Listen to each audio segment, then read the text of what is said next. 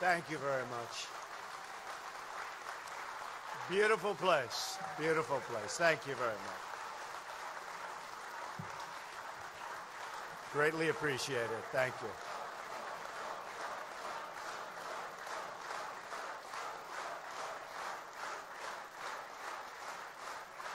Thank you, everybody. Thank you very much. It's a great honor. Today I'm here to talk to you about three crucial words that should be at the center always of our foreign policy. Peace through strength.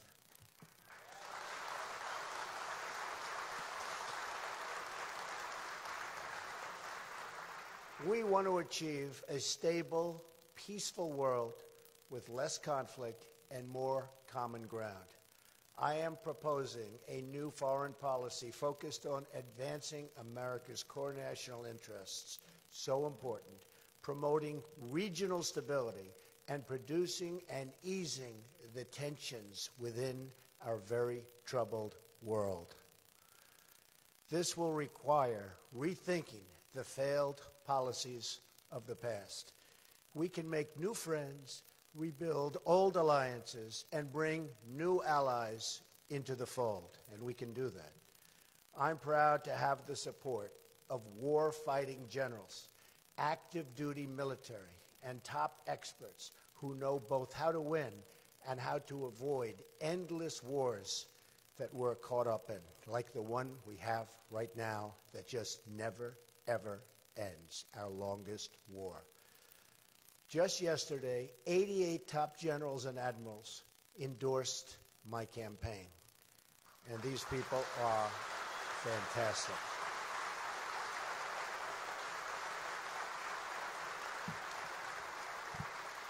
Thank you.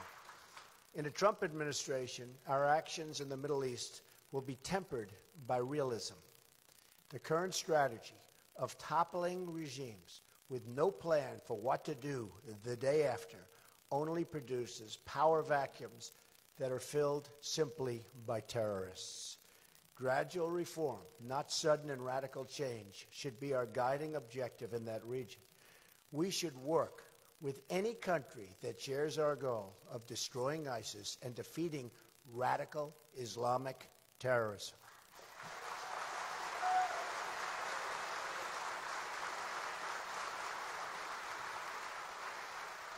And we're going to form new friendships and partnerships based on this mission and this mission alone.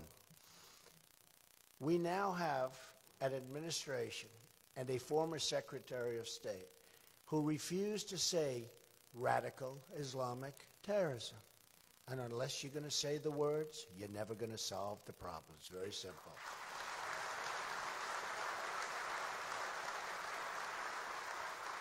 Immediately after taking office, I will ask my generals to present to me a plan within 30 days to defeat and destroy ISIS.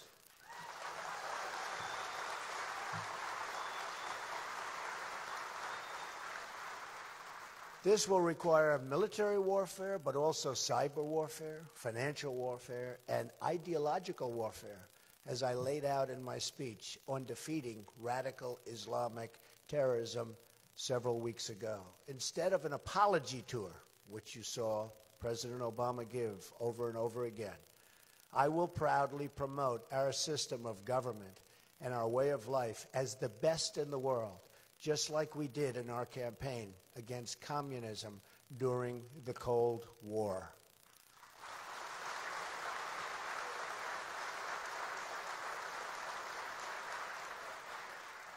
We will show the whole world how proud we are to be Americans.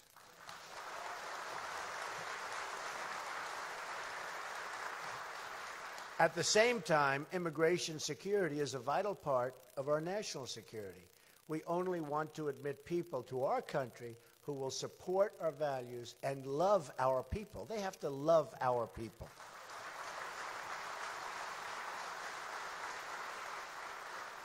These are, in fact, the pillars of a sound national security strategy. Unlike my opponent, my foreign policy will emphasize diplomacy, not destruction. Hillary Clinton's legacy in Iraq, Libya, Syria has produced only turmoil and suffering and death. Her destructive policies have displaced millions of people. Then she has invited these refugees into the West with no plan to screen them, including veteran health care costs. And this was just announced and read over the last number of weeks. The price of the wars in Iraq and Afghanistan will total approximately $6 trillion. We could have rebuilt our country over and over again. Yet after all this money was spent and lives lost, Clinton's policies as Secretary of State have left the Middle East in more disarray than ever before, not even close. Had we done nothing, we would have been in far better position. Meanwhile, China has grown more aggressive and North Korea more dangerous and belligerent than ever. Russia has defied this administration at every single turn. Putin has no respect for President Obama and has absolutely no respect for Hillary Clinton. Sometimes it seemed like there wasn't a country in the Middle East that Hillary Clinton didn't want to invade, intervene in, or topple. She's trigger happy and very unstable. Whether we like it or not, that's what's going on.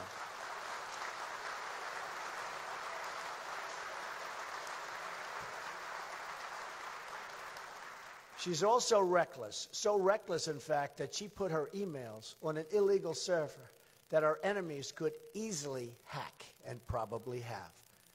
Then Clinton's team used a technology called BleachBit, which is basically acid, and this is going to acid wash her emails. Who would do this? And nobody does it because of the expense. Who would do this? They even took a hammer to some of her 13 phones to cover up her tracks in obstruction of justice. These email records were destroyed after she received a subpoena. Remember that word, after she received a subpoena from Congress to turn them over. If you do that in private enterprise, it's a violation of the law. She did this after receiving a subpoena from the United States Congress. In the FBI report, she claimed she couldn't recall important information on 39 separate and different occasions.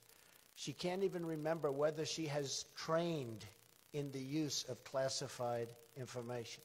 And she said she didn't know the letter C means confidential or at least classified. If she can't remember such crucial events and information, honestly, she's totally unfit to be our commander-in-chief. Totally unfit.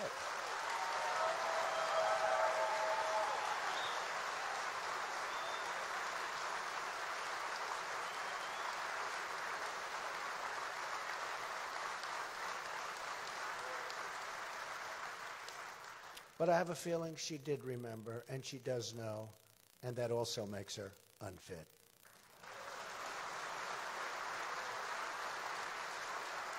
Her conduct is simply disqualifying. She talks about her experience, but Hillary Clinton's only foreign policy experience ended up in absolute failure. Everywhere she got involved, things got worse. Let's look back at the Middle East at the very beginning of 2009, before Hillary Clinton was sworn in. Libya was stable. Syria was under control. Egypt was ruled by a secular president and an ally of the United States. Iraq was experiencing a reduction in violence. The group that would become what is now called ISIS was close to being extinguished. Would have never happened. Would have never happened. Iran was being choked off by economic sanctions. Fast forward to today. What have we gotten from the horrible, horrible decisions made by Barack Obama and Secretary Clinton. Libya is in ruins. Our ambassador and 3 other brave Americans are dead. And ISIS has gained a new base of operations and taken their very valuable oil. Syria is in the midst of a disastrous civil war. ISIS controls large portions of territory. A refugee crisis now threatens Europe and the United States. And hundreds of thousands of people are dead. In Egypt, terrorists have gained a foothold in the Sinai Desert near the Suez Canal, one of the most essential waterways anywhere in the world. Iraq is in chaos, and ISIS is on the loose. And Iran, by the way, will be taking over Iraq and their vast oil reserves.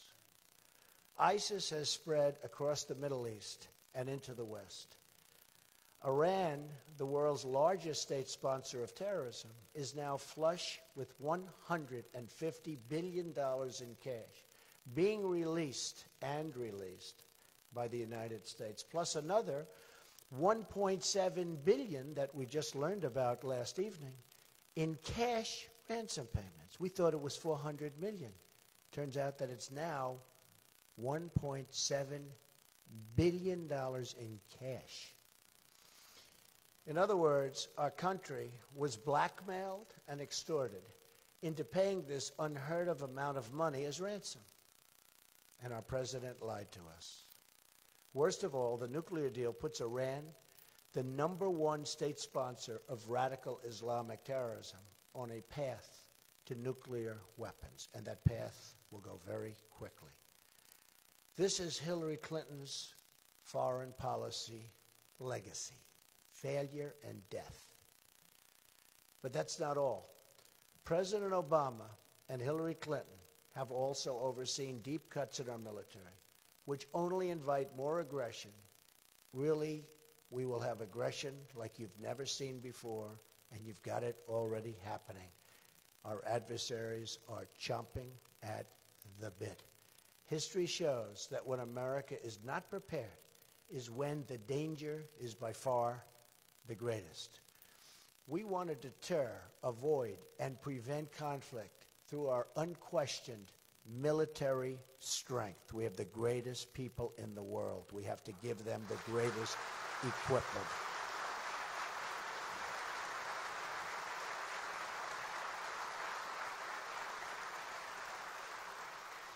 Under Barack Obama and Hillary Clinton, defense spending is on track to fall to its lowest level as a share of the economy since the end of World War II. We currently have the smallest army since 1940. The Navy is among the smallest it has been since 1915. It's 100 years ago. And the Air Force is the smallest it's been since 1947. When Ronald Reagan left office, our Navy had 592 ships. When Barack Obama took office, it had 285 ships. Today, the Navy has just 276 ships. The average Air Force aircraft is 27 years old. We have second-generation B-52 bombers. Their fathers flew the same plane as they're flying right now. This is not the United States. Our Army has been shrinking rapidly from 553,000 soldiers in 2009 to just 479,000 soldiers today. It's some decrease, and they want to make it smaller. In 2009, our Marine Corps had 202,000 active Marines. Today, it's 182,000. Our ship count is below the minimum of 308 that the Navy says is needed to execute its current missions at a minimal level. President Obama plans to reduce the Army to 450,000 troops, which would hamstring our ability to defend the United States. It takes 22 years on average to field a major new weapon system. In 2010, the United States spent $554 billion on non-war base defense spending. In the year, and I have to say, currently, we're spending $548 billion, a cut of 10%, and that number is going down very rapidly looking into the future, unless I become your president. I have to say that.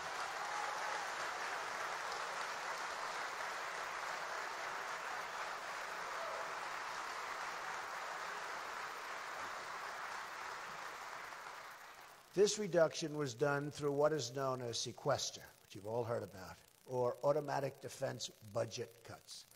Under the budget agreement, defense took half of the cuts, even though it makes up only 1/6 of the budget, so they put it all in defense.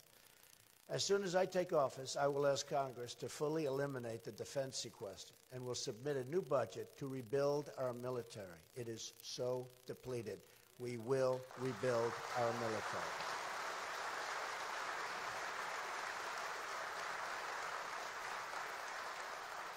This will increase certainty in the defense community as to funding and will allow military leaders to plan for our future defense needs. And most importantly, we will be defended, because without defense, we don't have a country.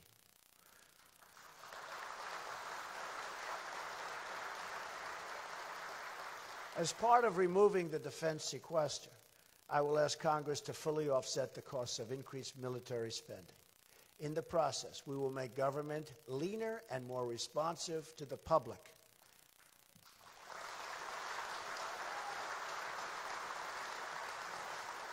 I will ask that savings be accomplished through common sense reforms that eliminate government waste and budget gimmicks, and that protect, absolutely protect, hard-earned benefits for Americans.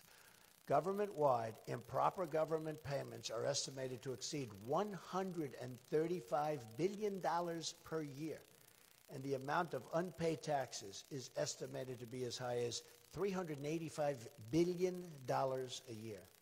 We can also reduce the size of the federal bureaucracy through responsible workforce attrition.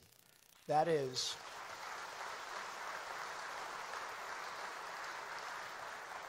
is, when employees retire, they can be replaced by a smaller number of new employees. That's the best way to do it.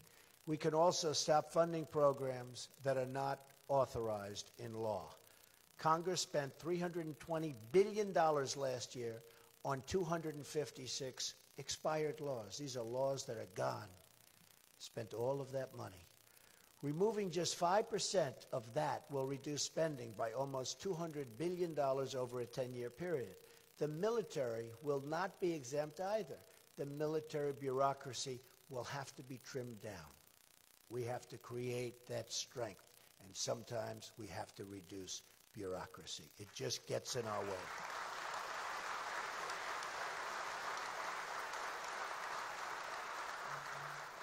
Early in my term, I will also be requesting that all NATO nations promptly pay their bills, which many are not now doing.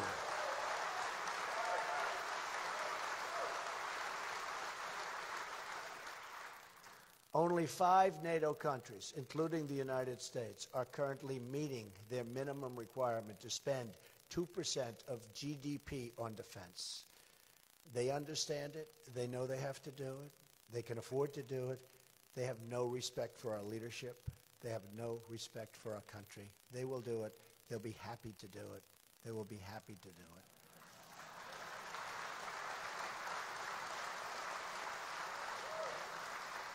Additionally, I will be respectfully asking countries such as Germany, Japan, South Korea, Saudi Arabia, to pay more for the tremendous security we provide them.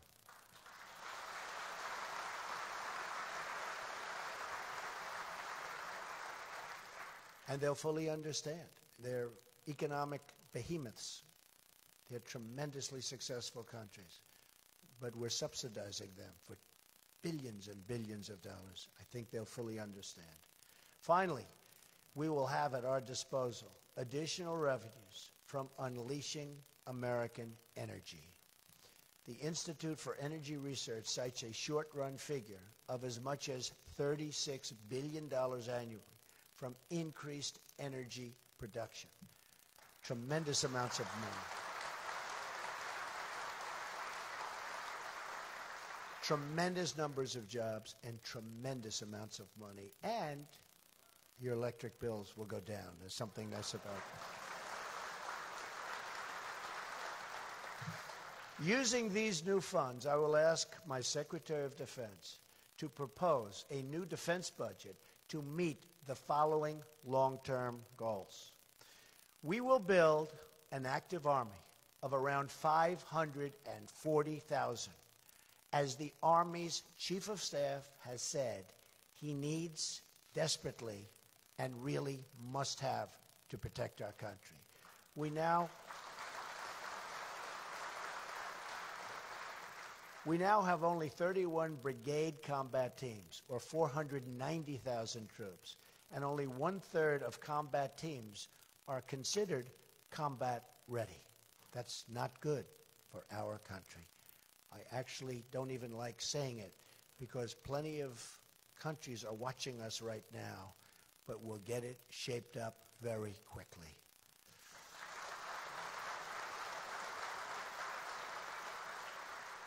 We will build a Marine Corps based on 36 battalions, which the Heritage Foundation notes is the minimum needed to deal with major contingencies. Right now, we only have 23. We will build a Navy of 350 surface ships and submarines as recommended by the bipartisan National Defense Panel. We right now only have 276 ships, and it's not enough. And we will build an Air Force of at least 1,200 fighter aircraft, which the Heritage Foundation again has shown to be needed to execute current missions. We now have 1,113. Not enough. We will also seek to develop a state-of-the-art missile defense system.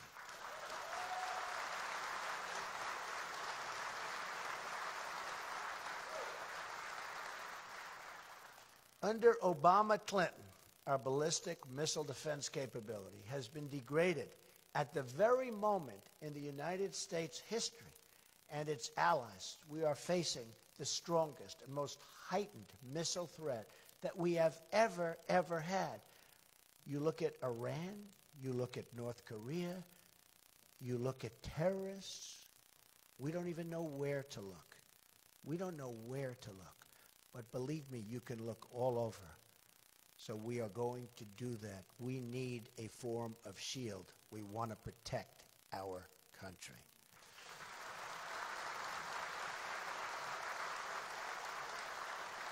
As these potential adversaries grow their missile programs, U.S. military facilities in Asia and the Middle East, as well as our allies, are increasingly in range with the United States homeland, and we are really, absolutely, and potentially being threatened. And within 2 years, we will absolutely have a real threat. They'll be able to reach us so easily the way it's going right now. We propose to rebuild the key tools of missile defense, starting with Navy cruisers that are the foundation of our missile defense capabilities in Europe, Asia, and the Middle East. The Obama-Clinton administration tried repeatedly to remove our cruisers from service, then refused to modernize these very old, aging ships. They're old, they're tired. We will start by modernizing our cruisers to provide the ballistic missile defense capability our nation needs. This will cost around $220 million per modernization as we seek to modernize a significant portion of these 22 ships. It will also mean jobs for our country. Okay? Jobs for our country.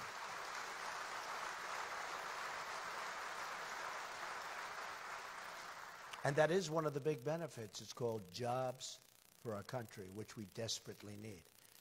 As we expand our Navy toward the goal of 350 ships, we will also procure additional modern destroyers that are designed to handle the missile defense mission in the coming years.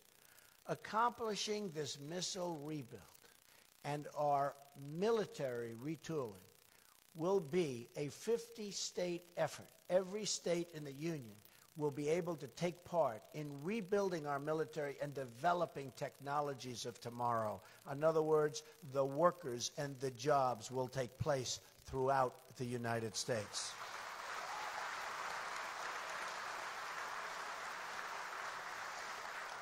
In addition, we will improve the Department of Defense's cyber capabilities. A new threat, a new problem, very expensive, and we're not doing very well with cyber. Hillary Clinton has taught us really how vulnerable we are in cyber hacking.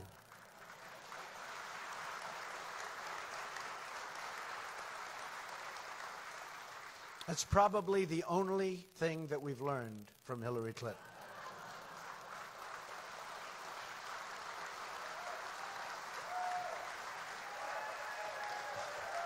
Which is why one of the first things we must do is to enforce all classification rules and to enforce all laws relating to the handling of classified information.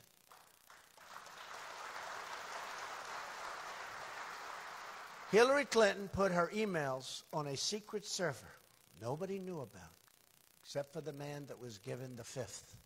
Remember? Whatever happened to him? Where is he? What happened to him? Where did he go? He pled the fifth. Never, that's the end of him. Ay, ay, ay.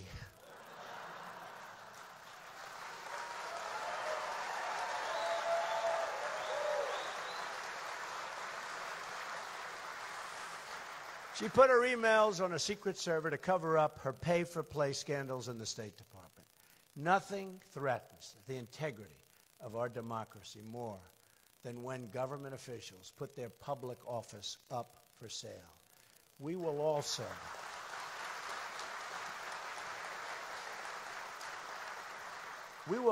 make it a priority to develop defensive and offensive cyber capabilities at our U.S. Cyber Command and recruit the best and brightest Americans.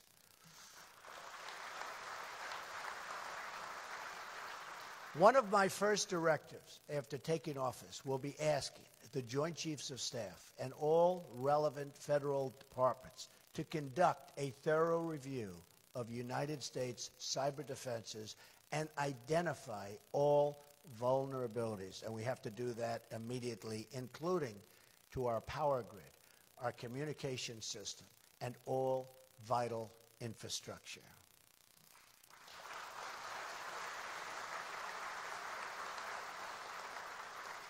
I will then ask for a plan to immediately protect those vulnerabilities and then fix them.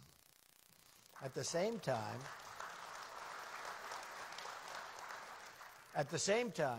we will invest heavily in offensive cyber capabilities to disrupt our enemies, including terrorists who rely heavily on internet communications.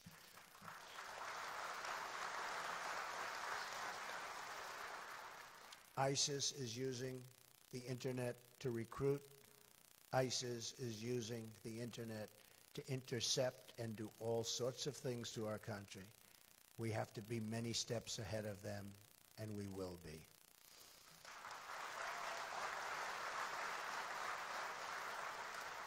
These new investments in cybersecurity and the modernization of our military will spur substantial new job creation in the private sector and help create the jobs and technologies of tomorrow. That's what we have to do. America must be the world's dominant technological powerhouse of the 21st century. And young Americans, including in our inner cities, should get these new jobs. Through training, through education, it will happen.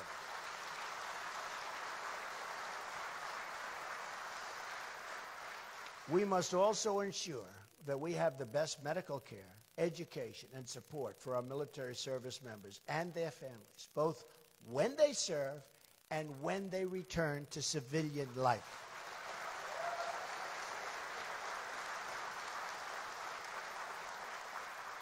Our veterans are not being treated well. Our veterans, in many cases, are being treated worse than illegal immigrants, people that come into our country illegally. Our veterans are not being treated well. And by the way, Hillary Clinton has been doing this for 35 years. Now she says she can do it. She doesn't have a clue. Doesn't have a clue.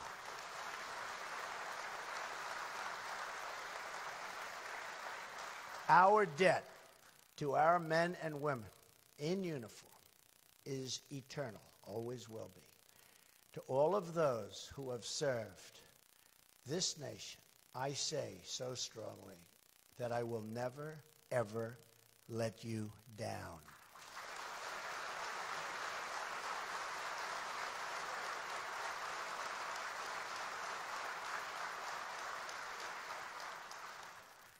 We will protect those who protect us. It's very simple. We will protect those who protect us. And we will follow their example of unity. We will work across all racial and income lines to create one American nation.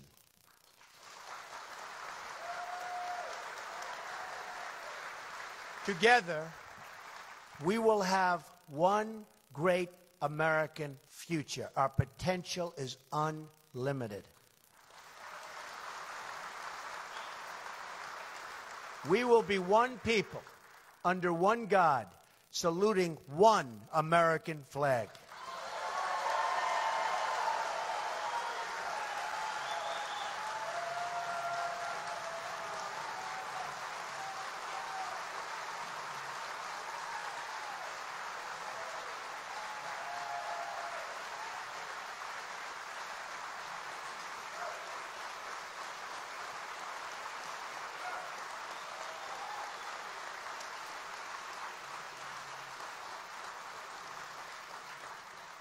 And by the way, we love our flag.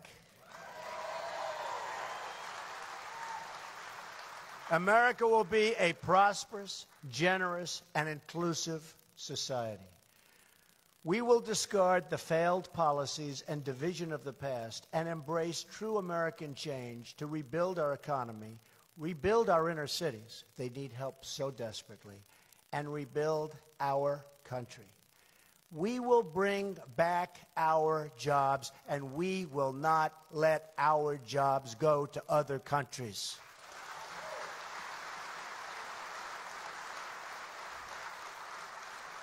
We will make America strong again.